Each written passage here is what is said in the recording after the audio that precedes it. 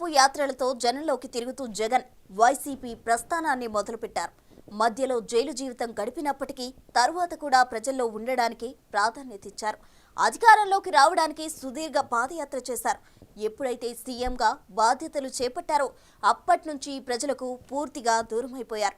తాడేపల్లి ప్యాలెస్కే పరిమితమై పరదాల మాటన పాలన సాగించారు. అది కూడా ఆయన ఘోర పరాజయానికి ఒక కారణమైందంటారు. అలాంటి జగన్ ఇప్పుడు తిరిగి పార్టీని గాడిలో పెట్టడానికి దిద్దుబాటు చర్యలు చేపడుతున్నారా? నిజంగానే జగన్ వ్యవహార శైలిలో మార్పు వస్తుందా?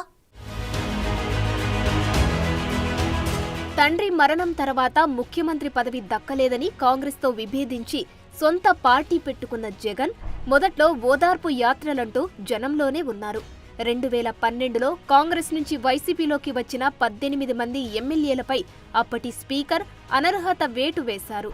తర్వాత ఆ 18 స్థానాలకు జరిగిన బైపోల్స్లో వైసీపీ 15 చోట్ల విజయం సాధించి అసెంబ్లీలో బలం పెంచుకుంది. అయితే ఆ బైపోల్స్ ప్రచారంలో ఉన్నప్పుడే అక్రమ ఆస్తుల కేసులో అరెస్టు అవ్వడం ఆయనకు ఆ ఎన్నికల్లో కలిసి వచ్చిందన్న వాదన ఉంది.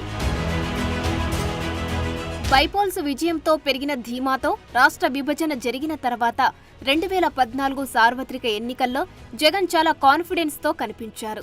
అప్పటికి 16 నెలలు జైల్లో ఉండి వచ్చిన ఆయన కాంగ్రెస్ టీడీపీలో కుమ్మక్కై తండ్రి లేని బిడ్డనైన తనను అరెస్టు చేయించాయని ఎన్నికల్లో సెంటిమెంట్ పండించే ప్రయత్నము చేశారు. అయితే అధికారానికి ఆమడ దూరంలోనే ఉండిపోయారు. ఆ క్రమంలో 2019 ఎన్నికల ముందు సుదీర్ఘ పాదయాత్ర చేసి ప్రజల్లోనే ఉంటూ పవర్లోకి వచ్చిన ఆయనలో స్పష్టమైన మార్పు కనిపించింది.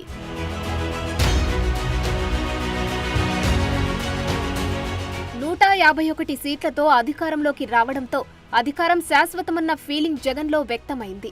పార్టీని పట్టించుకోకుండా ప్రజలకు కూడా పెద్దగా కనిపించకుండా తాడేపల్లి ప్యాలెస్ నుంచే 5 ఏళ్లు పాలన సాగించారు. 2012 నుండి 2019లో సీఎంగా ప్రమాణ స్వీకారం చేసే వరకు నిత్యం ప్రజల్లోనే ఉన్న వైసీపీ అధ్యక్షుడు 2019 నుంచి 24 వరకు అటు ప్రజలకు ఇటు పార్టీ నాయకులకు ప్రజాప్రతినిధులకి అపాయింట్మెంట్ కూడా ఇవ్వలేదు. ఎలాగో గెలుస్తామన్న ధీమాతో వైనాట్ 175 స్లోగన్ ఎత్తుకున్న జగన్ను ఆ ఓవర్ కాన్ఫిడెన్సే నిండా ముంచింది. కేవలం 11 సీట్లకు పరిమితం చేసింది.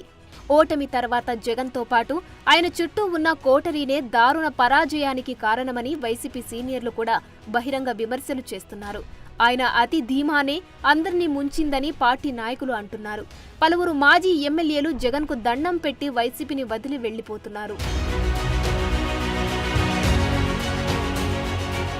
జగన్ కి వీర విధేయుడిగా పేరున్న మాజీ మంత్రి పేర్ని నాని లాంటి వాళ్లు కూడా జగన్ హయాంలో సీఎంఓ సక్రమంగా నడవలేదని దెప్పిపొడుస్తున్నారు. జగన్ ప్రజలకి కార్యకర్తలకి అందనంత దూరంలో ఉండడం వల్లే పార్టీకి ఈ దుస్థితి దాపురించిందని విమర్శిస్తున్నారు. ఇక ఓటమి తర్వాత కూడా జగన్ అదే పంతా కొనసాగించారు. అటు అసెంబ్లీలో కనిపించకుండా నిత్యం బెంగళూరు టూర్లు పెట్టుకుంటూ పార్టీ నేతలకు పెద్దగా అందుబాటులో లేకుండా పోయారు. ఇటు చూస్తే అద్భుత విజయం తర్వాత టీడీపీ, జనసేన, బీజేపీ నేతలు ప్రజలతో మరింత మమేకమవుతున్నారు. ముఖ్యమంత్రి చంద్రబాబు, లోకేష్లు ప్రజా దర్బార్లతో జనానికి అందుబాటులో ఉంటున్నారు. మరోవైపు టీడీపీ ముఖ్య నేతలు, మంత్రులు పార్టీ కార్యాలయాల్లో ప్రతిరోజు ప్రజల నుంచి ఫిర్యాదులు స్వీకరిస్తూ వాటి పరిష్కారానికి కృషి చేస్తున్నారు. జనసేన కార్యాలయంలో కూడా ప్రజాప్రతినిధులు ప్రజల నుంచి వినతులు స్వీకరిస్తూ నిత్యం అందుబాటులో ఉంటున్నారు. కూటమి నేతల వ్యవహారంతో జగన్ డైలమాలో పడినట్లు కనిపిస్తున్నారు. ఇక ఆయన కూడా ప్రజలకు అందుబాటులో ఉండాలన్న ఆలోచనకు వచ్చారంటున్నారు. తాడేపల్లిలో ఉన్నప్పుడు వారంలో 2 రోజుల పాటు కార్యకర్తలకి, నాయకుల్ని కలవాలని నిర్ణయం తీసుకున్నారట. 5 సంవత్సరాల తర్వాత మొదటిసారి తాజాగా తాడేపల్లి ప్యాలెస్లో కార్యకర్తలతో ముఖాముఖి నిర్వహించారు జగన్. కార్యకర్తలకి, నేతలకి అందుబాటులో లేకపోతే రాజకీయ భవిష్యత్తు ఉండదన్న వాస్తవం మాజీ ముఖ్యమంత్రికి ఇప్పటికీ బోధపడినట్లు కనిపిస్తుంది. కార్యకర్తలు ప్రజలకు చేరువ అవ్వడానికి జగన్ ప్రయత్నిస్తున్నట్లు కనిపిస్తుండటంతో వైసీపీ నేతలు సంతోషం వ్యక్తం చేస్తున్నారు.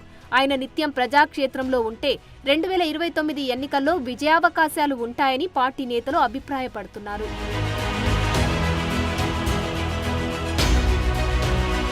కూటమి నేతలు గెలిచిన తర్వాత ప్రజలకు మరింత అందుబాటులో ఉంటుంటే ఓడిపోయిన వైసీపీ మాజీ మంత్రులు ఎమ్మెల్యేలతో పాటు పార్టీ సీనియర్లు కనీసం కార్యకర్తలకు కూడా అందుబాటులో లేకుండా పోయారు. దాంతో తానే రంగంలోకి దిగి కార్యకర్తలతో మమైకం కావాలని జగన్ భావిస్తున్నారంట. ఆ క్రమంలో తన బెంగళూరు ప్యాలెస్ ను మర్చిపోలేకపోతున్న ఆయన వారంలో 3 రోజులు తాడేపల్లిలో, 4 రోజులు బెంగళూరు ప్యాలెస్ లో ఉండేలా కార్యాచరణ రెడీ చేసుకుంటున్నారట.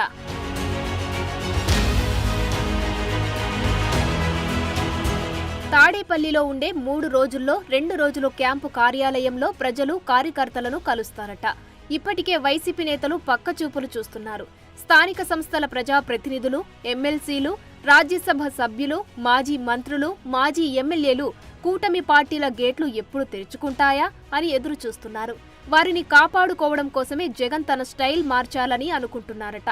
మొత్తానికి చారిత్రాత్మక ఓటమితో జగన్కు తత్వం బోధపడినట్లు కనిపిస్తుందని పార్టీ నేతలు అంటున్నారు.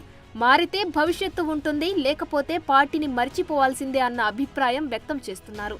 తాజాగా మళ్లీ బెంగళూరు వెళ్లిపోయిన జగన్లో నిజంగా పార్టీ నేతలు ఆశపడుతున్న మార్పు వచ్చిందో లేదో చూడాలి.